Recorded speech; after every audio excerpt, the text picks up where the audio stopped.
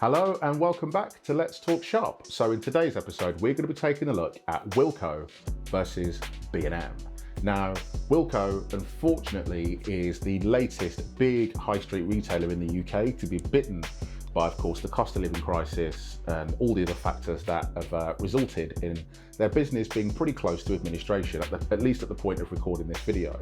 And B&M operates in the same space, same competitor, but they seem to be thriving. And it's really difficult to maybe pin down why. So we're going to take a look at both of their websites and see what Wilko could have done better in an alternative universe to improve their SEO and, of course, maybe drive more e-commerce revenue online. Of course, there is a heck of a lot more that is responsible for of course, a business's performance besides just SEO, but I've found some juicy gems and I want to share them with you. So this episode, Wilko versus B&M, SEO, what are B&M doing right and what are Wilko's doing so wrong? Let's get into it. I'll see you in a minute.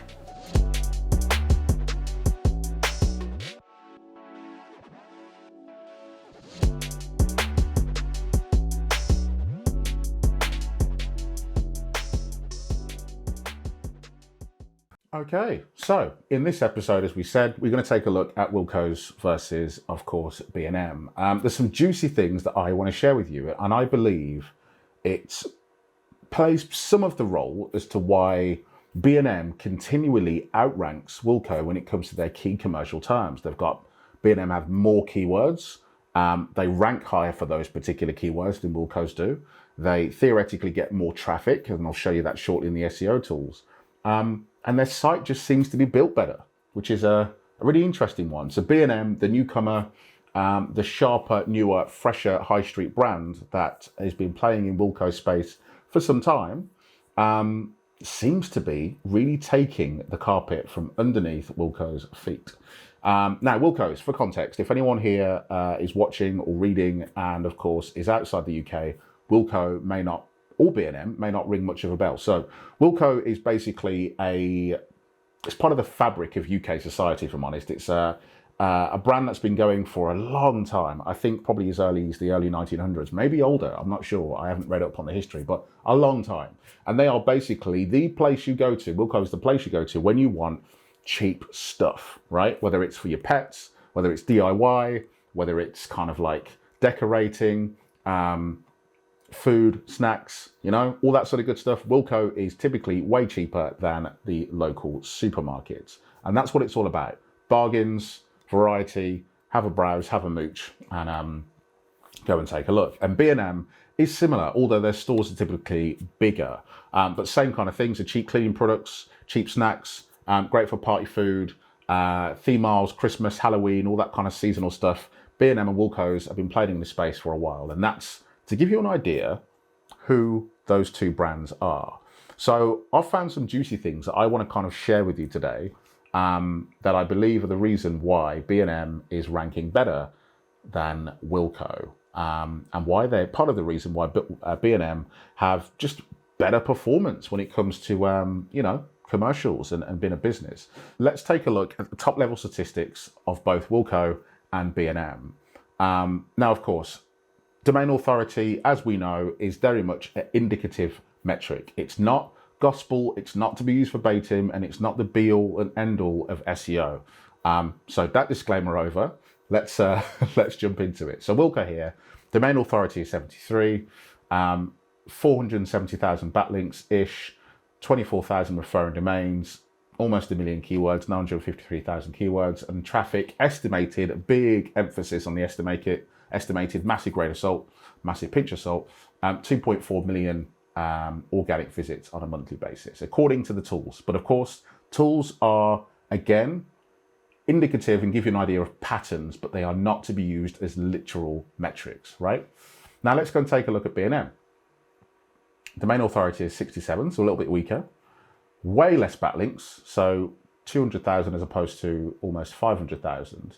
Referring domains is quite similar, which is interesting, which shows that B&M has more link diversity, right? So fewer links from more domains, which is healthier and better and kind of how it should be. But in terms of keywords, let's take a look. So Wilko, just under 1 million. B&M, 1.2 million. So that's, call it 20% more.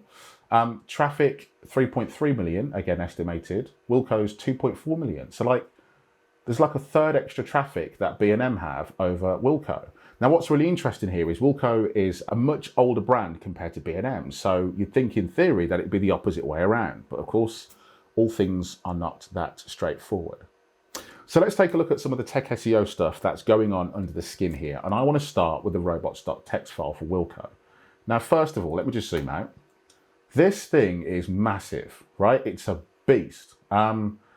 It's not too often you come across a robots.txt file that is this comprehensive. You do on some of the enterprisey sites, but like Wilko isn't really particularly enterprise in terms of the products that they sell. They might sell in the region of about 5,000 SKUs, don't quote me on that, but they're not eBay, is my point, right? So, interesting. And what I believe here is that Wilko have heavily relied on the robots.txt file to manipulate and influence SEO, which is dangerous, incredibly dangerous. And I'm going to very quickly try my best to explain why.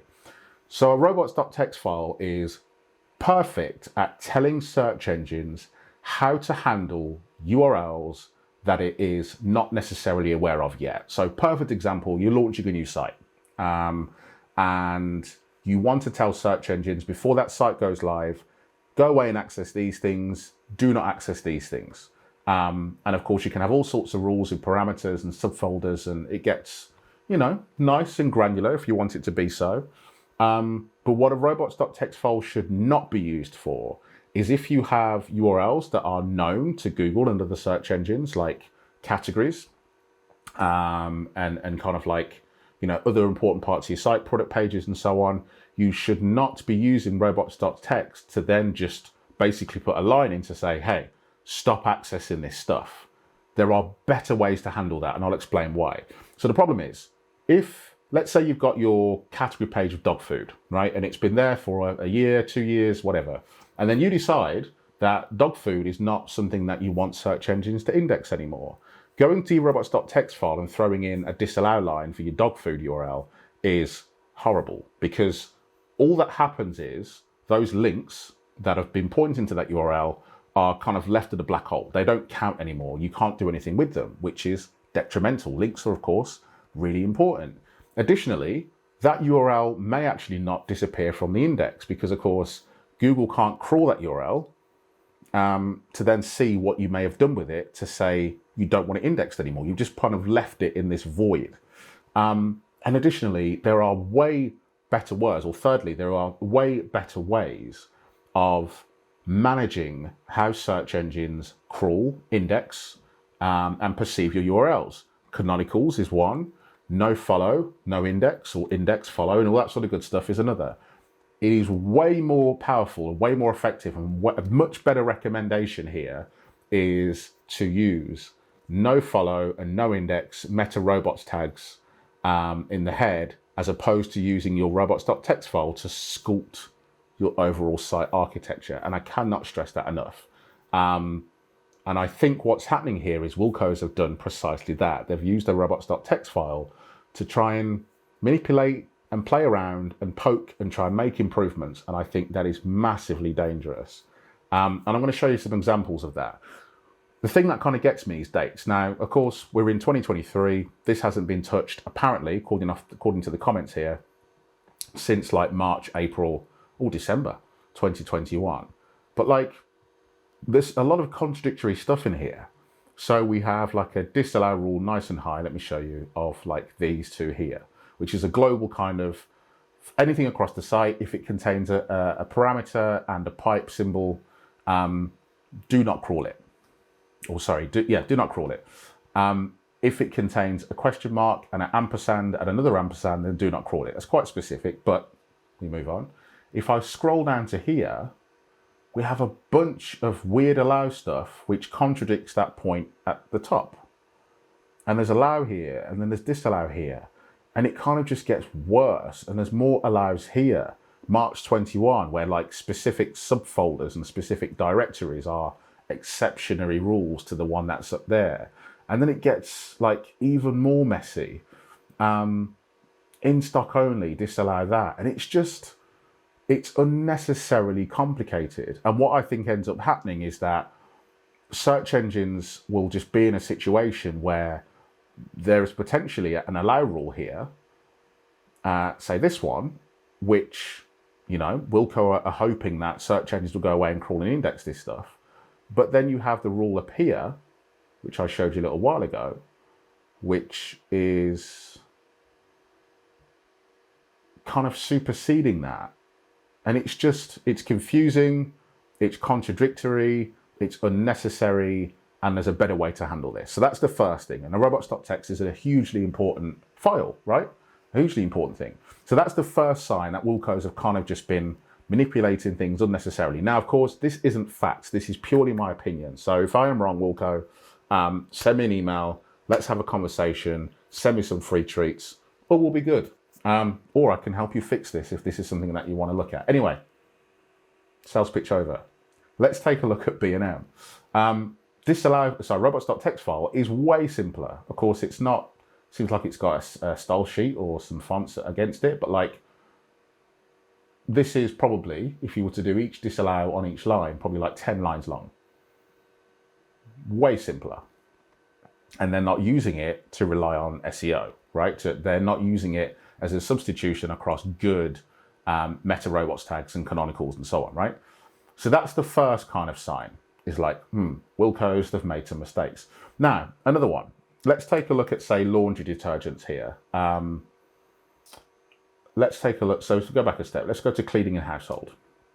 Now, cleaning and household, very top level category. If anything, it's a department in itself.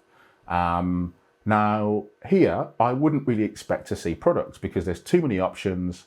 There's too many products to look at, and just showing a wall of hundreds and hundreds of products is not intuitive. From a user experience perspective, it doesn't make it easier for customers to shop. We need to understand what they're looking for in the world of cleaning a household before we can start to show them products. So, perfect. Makes sense. Landing page. Shop by category. Laundry and ironing, cleaning, air fresheners, all that sort of good stuff. So let's jump into laundry and ironing real quick. Now we have another landing page. Now, I don't particularly agree with this because at this particular point, I should start to see products because, well, I should. You know, I want laundry and detergent. And now I have to go through and make yet another choice. And I feel like it's just an unnecessary interstitial click. Now, if we think about links and pages and internal linking, of course, we have something called click depth, let me say that again. And of course, what that means here is, if you're in a situation where you've got your homepage, you have a link to say laundry and detergents, and then you have another link to laundry detergents, and then another link to a product, and that's the only way, in a simple term, that's the only way to get to that product. There is 3, if I can count, or 4 links between the product and the homepage to get to that product URL. And for each click, you are losing more and more equity and showing search engines that that final page is less and less important. So Wilkos here is introducing, okay, clean and simple landing pages or merchandise pages, but at the detriment of getting to product, and it's adding additional clicks to me as a customer. So it's got to be having some sort of impact from a conversion perspective, but also from an SEO perspective as well. So if I click laundry detergents now, at this point, I start to see product. Good. But I've had to make a click from, let's say, home, to cleaning the household, laundry and ironing, and then to here before I've got to see product. It's too deep. Now, if we look at B&M for comparison, let's just go to their homepage. And I go to the same kind of cleaning and household, so all departments. Where is it? Household and cleaning. All right. And I click here, department page, nice, simple, clean, content, internal links, as you'd expect. Now, if I go to detergents and conditioners, I see product, right? There's not another interstitial page here, and that's great. This is a flatter structure. This, in theory, will rank better as a result of having less click depth or a shallower click depth, and that's helpful. That is good news. There's actually a really good example of this on Wilkos where I think it's really working against them. I want to see if I can find it. And it's with brands. So let's go to brands here for a second. In fact, I think I have this tab open already. So Wix, Wilko. Now we have, when we go to brands, I'm going to show you the whole experience. If I go to brands, I go to A, and I've got Airwick here.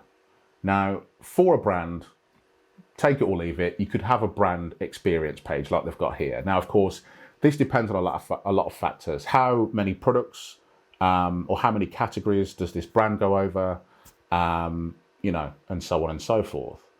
It's difficult, you know, it's interesting to kind of work that one out. So my point here is, in my opinion, this is the right thing to do because Airwick has a lot of different types of products. But they have a page here which ranks for Airwick, and then they have a category page that also ranks for Airwick. So they're competing with each other. So which one does Google choose? Now, I've looked at the canonicals, and to save you the trouble, they are both self-referencing canonicals, which means both of these URLs are competing. Go over to B&M now, it's a lot simpler. So menu, brands, let's go to Airwick again. Let's have a look at this, and straight to product. Nice and simple. My point here is pick one or the other to rank, because having both, you're going to have shared internal linking, which means it's not going to rank as better, you know, as having both of those links combined. It's a problem. And lastly, which I'll come back to in a moment, is pagination. And that's another thing that Wilko's have kind of made a bit of a hash of, and B&M have followed the book. So actually, before I get onto pagination, there is one last thing I do want to talk about. So I'm just going to share my screen again, just to chew through something here with you. So earlier, you remember me talking about Wilko's and their immense love of landing pages, somewhat misplaced because there's too many of them. Well, I found an example that really accentuates just how bad that is. So let's scroll to the top, decorating and DIY. Start from the top, so decorating and DIY. And let's say I want some paint. All right, so I click paint, and then, you know what? Exterior paint. Now, actually, just before we jump into that, paint, broad category, a department in itself in many ways. And arguably, because paint, there's so many different factors, internal, external, as we can see, there's gloss and many different finishes and all sorts of stuff. Paint is probably worthy of having its own department page, as it has here, as does decorating and DIY, because again, broad, lots of different spaces and things to come into. So I agree with these two top department pages. So this one, paint, and then exterior paint. And at this point, really, I should start to see products, but I don't. I have another landing page, and then more options to what to choose. So exterior, garden, masonry, and glass. Then I click garden, and then I finally see product. And this kind of just accentuates how much reliance and how much dependency Wilko has on merchandised department pages or landing pages or whatever you want to call them, right? There's 4 before I get to product. And that really impacts click depth and internal linking and how well products rank and so on. And that's kind of the point I wanted to mention. Now, on to the point before my battery died, pagination. And I want to show you something here, and I might be able to make this work if there's enough products here. Okay, so pagination. It's a big old topic. There's lots of ways to do it. There are better ways to do it from a UX perspective. There are better ways to do it from an SEO perspective. The world of pagination is broad and probably somewhat confusing and contradictory, and everyone's got a different opinion. But this is based upon a tried, tested method. Now, although this looks very pretty and, you know, 48 products, from a UX perspective, this makes sense. You're not loading everything, so you've got some sort of pagination. But let me just show you the link here. So bearing in mind, we're on page 1 at the moment, and the hyperlink for this, in case you can't see it, is the same as this URL here, but at the end, it comes with question mark page equals 1, which is the page we're already on, and page size equals 48, which I imagine is a variable for the number of products to show on each page. So what this has basically done is create a duplicate URL for the page I am already on. And this is a problem. Now, let's just do something real quick. So if I just check the source code of this, and I search for a canonical tag, you can see here that the canonical tag is self-referencing for the category, which is perfect. Nothing wrong with that, as I'd expect it to be. Now, if I click this and I go to add these parameters, so page equals 1 and page side equals 48, and I go and check the canonical tag for this URL, we can also see that this is self-referencing too. This is a duplicate URL of page 1. So what this means is that every single page 1 of where there are multiple pages in a category, we already have 2 duplicate URLs. And that's a problem, right? That's a pain. And I'm sure Google may decide to choose its own overriding canonical URL, but we're not doing ourselves any favors by doing this. This is a pain. The hyperlink here, so if I go back a step, when we load, too far, when I load this page, the hyperlink here should be for page 2. And we should be removing the number of products there because the default should be set, which doesn't require a parameter anyway, right, in practice. And actually, let's just take a look at the source code here again. So let's go to canonical. And then we have rad equals next, which is going to page 1, which of course, again, is the page we're already on. So if I now load page 2, which of course, as far as the URL is concerned, is page 1, which is confusing. I'm just going to refresh this page, then look at the source code here again.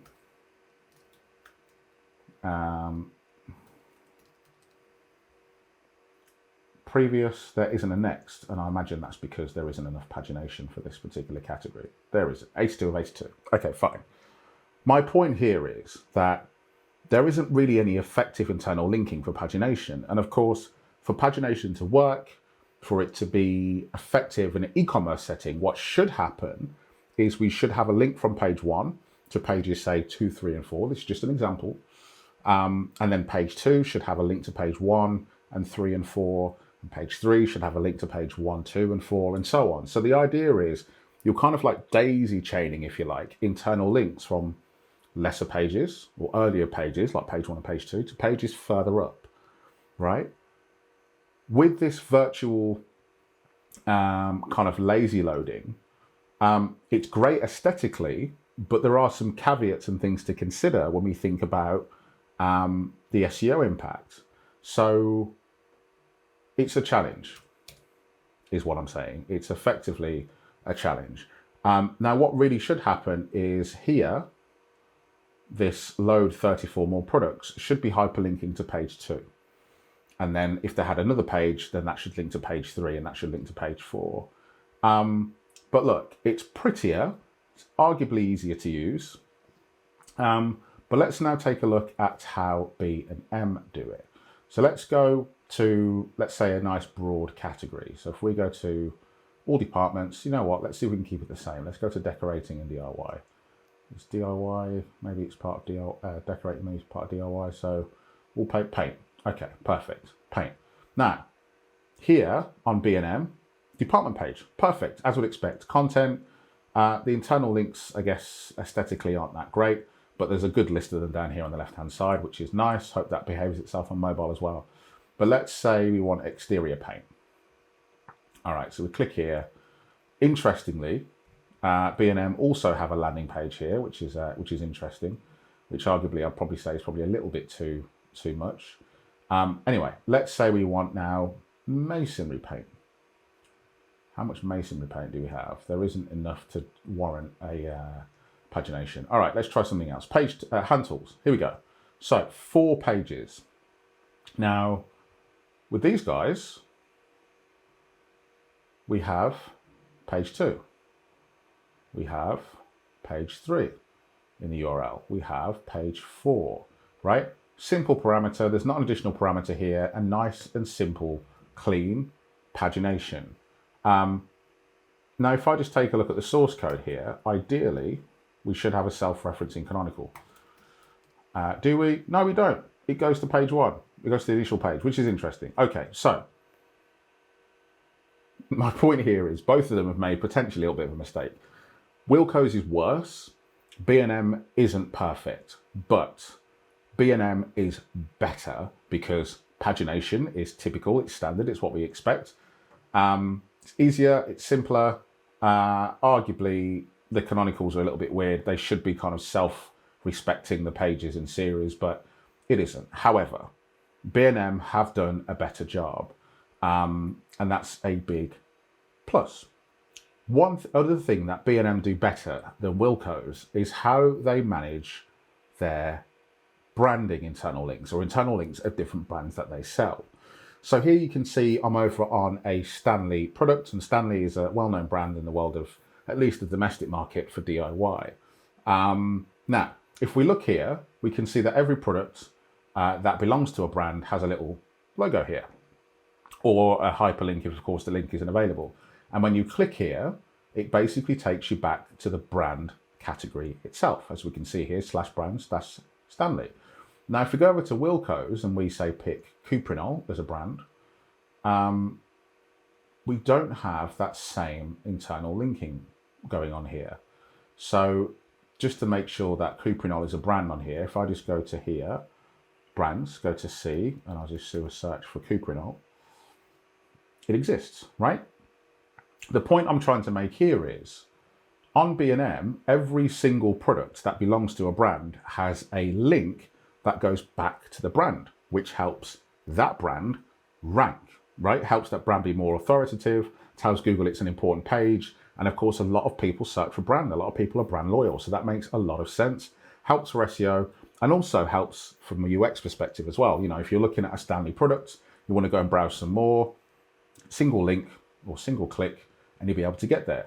Wilko's don't have that. And that is a mistake on their part, because their brands aren't going to rank as well, or at least when they were kind of trading online. I know there's a lot of stuff that isn't in stock, but the principle is still the same. What Wilko should absolutely have is a little logo here or somewhere on the page, or a text link that points back to the brand page to help brands rank. Now, as we know, people who search for the brands that they love, or brands in combination with the product, so Cuprinol, fence paint, for example, or external paint, is a heck of a lot more likely to convert than someone just searching for external paint, right? Because they know what they want, they've got a brand, it's more specific. Real missed opportunity here, and that's another way in which Wilko's could improve their SEO and potentially drive some more sales. So anyway, we've gone through a bunch of stuff here, and I guess I just wanted to put a quick episode together to showcase the differences between Wilko and B&M, and why B&M are performing better in the rankings as far as organic's concerned compared to Wilko. So I hope this was useful, whether you can apply it to your site, or just, if nothing else, a bit of interesting insights to kind of come across. But yeah, thank you very much for tuning in, and I will see you at the next one. Take care.